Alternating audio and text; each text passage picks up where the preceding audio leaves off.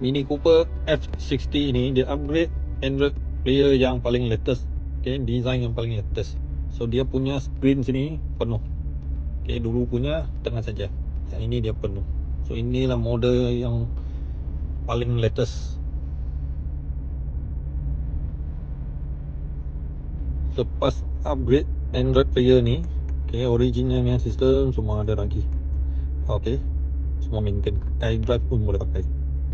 Lagi original punya heads-up button dekat atas sini. Okay, tekan jadi dekat sini. So heads-up button dekat sini. Juga ini intelligentnya dekat sini.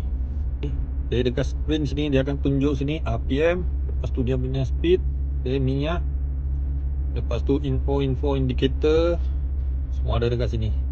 So lepas tu aircon punya info pun ada dekat sini.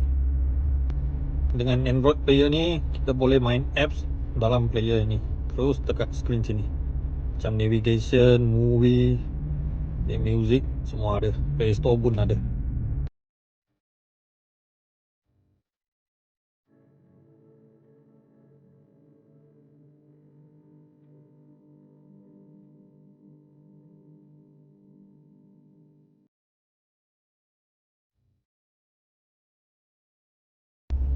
So lagi dia boleh support Apple CarPlay dengan Android Auto.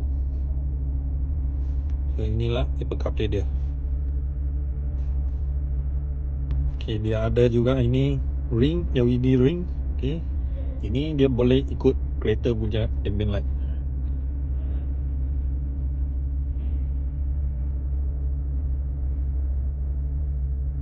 Ataupun LED ni nak follow RPM pun boleh. Okay, kita bukan upgrade saja Android player, manakala kita upgrade juga 360 camera. So masa kita reverse, okay, dia akan tunjuk view belakang dan juga sini sekeliling punya view. So lagi senang masa kita parking, okay, lagi dia punya tool line, dia ikut steering. Kalau kita pusing steering, dia pun ikut pusing juga. Okay, kawan-kawan yang pakai Mini Cooper, siapa-siapa pakai lagi original player ataupun sudah upgrade Android player, kalau ada minat nak upgrade player model terbaru ni, boleh datang kita punya kedai Trax.